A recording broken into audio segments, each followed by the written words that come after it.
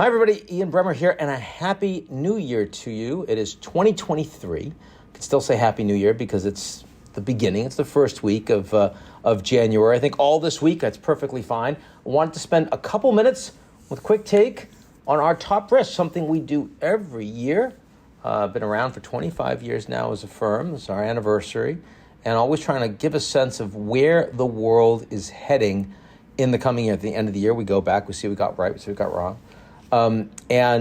This year, what's interesting about this year, it's kind of two sides to a very interesting coin. On the one hand, democracies, major democracies, and the institutions surrounding them, whether it's the European Union or it's the G7 or NATO, the United States and Brazil and Canada and Japan, these institutions, the countries, they look pretty stable. They're not about to fall apart. And some of that is this sense that you really shouldn't overly panic, even when you have a really lousy leader, whether you like them or you don't like them, because there are checks and balances, because the institutions constrain extreme action, because it's really hard to break a deeply entrenched set of political institutions that surround advanced industrial democracies and even middle-income democracies, let's say like Brazil or like Turkey. It turns out it's really hard to break some of those institutions, and that's a good thing. So 4 years of Trump, and I was a strong advocate of the don't panic school around January 6th, that a coup could not happen because no one was going to listen. Either Republicans in positions of authority that were in charge of the ballots in different states, or the judiciary, or the military, or Congress, you name it. And in Brazil, same thing. So that's been a plus. And as a consequence, you don't see rise of populism in this year's risk report. The United States, which is the most powerful country in the world, is only listed number 8. And given that the report is ordered on the basis of impact, likelihood, and imminence, U.S. at number 8 functionally means it's not there. It's a big don't panic on the United States in 2023. The flip side of that is we presently face a small number of individuals, aging autocrats and tech bros, who have an incredible amount of power. They don't have checks and balances on them inside their institutions or their governments. They don't get a lot of input from technocrats or experts on big macro issues, and therefore they're prone to make huge mistakes. They're prone to cause all sorts of uncertainty and volatility and risk. And that is a much bigger concern in 2023 than, frankly, I've ever seen in the geopolitical environment before. And there are really 4 different places where I see that playing out. 3 in countries, Putin in Russia, Xi in China, and Supreme Leader Khamenei in Iran.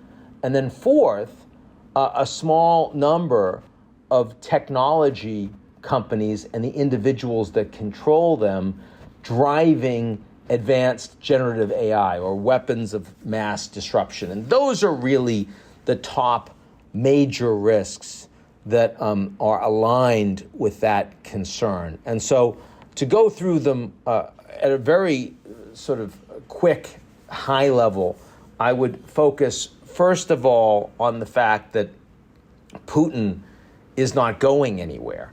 A 4% economic contraction compared to 40% in Ukraine, no domestic instability to speak of, enormous loyalty with people around him, but making huge mistakes with the war in Ukraine and having no way to continue to advance that war on the ground or increasingly even in the air in Ukraine, which means if he's not going to back down, and it doesn't look like he's going to, his escalation options are either weapons of mass destruction or, more likely, escalation against NATO states, espionage, cyber, fiber attacks, pipeline attacks, terrorism, you name it.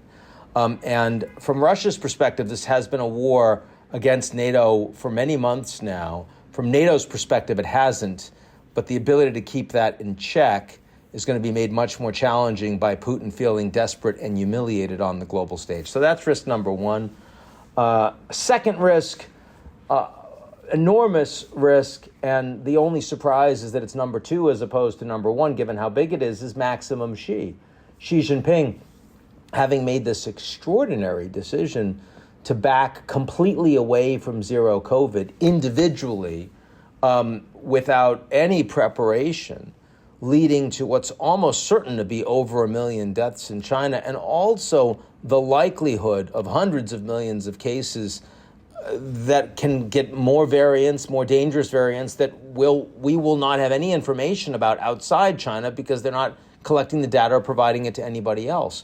And that kind of opacity in the Chinese health system and response to the pandemic is likely to also show manifest in Xi Jinping's control of the Chinese economy and even over time on national security issues. So the level of uncertainty, I mean, you've got Mao Zedong's level of power and control combined with a country that has the kind of impact on the global stage that, say, the United States did 10 or 15 years ago. We've never seen that before in our lives. That causes massive uncertainty and instability. And then finally, focus a little bit on these weapons of mass disruption. The United States was the greatest exporter of democracy when the wall came down in 1989. Not always for good, not always consistently at all, and frequently hypocritically, but nonetheless, that was the case. You didn't defeat the Soviets without the Americans exporting the ideas around democracy and the tools that allowed citizens behind the Iron Curtain to challenge their own governments. Well, today, barely 30 years later, the United States has become the principal exporters of tools that destroy democracy. And here, of course, I'm talking about social media platforms. I'm talking about surveillance capitalism. I'm talking about generative artificial intelligence, and increasingly tools that make it impossible for citizens to distinguish between human beings and bots. And that level of disinformation deployed by actors that are focused on maximizing profit, or even worse, focus on disrupting societies, is enormously dangerous to democracies. It used to be that technology actually supported democracies and undermined authoritarian regimes. That was true during the communications revolution. That is no longer true today. Increasingly, the most disruptive new technologies and AI actually empower the consolidation of authoritarian regimes that use that surveillance and data and undermine democracies. Most so brittle democracies in the developing world, in emerging markets, less countries like the United States or Germany or Canada that have stronger, more resilient institutions, but nonetheless a massive risk. And also a risk in the marketplace as corporations have to deal with individuals that are angry with the companies, with the brands, and instead of just whistleblowing, they can send bot armies with deep fakes against them. And if you think that the meme stock explosion was an issue with GameStop and the rest, imagine what happens when these bots and their deep fakes first start hitting the marketplace. Very dangerous place to be. So a lot of things to be thankful for in 2023. Certainly glad to see that we're not seeing continued serious erosion in the United States or the potential for a constitutional crisis in the near term. Nice to see that most of the pandemic is now behind most of the people in the world, and we can start to live with a bit of normalcy again. But some enormous geopolitical risks in the near future, and things we're going to spend a lot of time on in the coming months. Thanks so much. I'll talk to you all real soon. Happy New Year.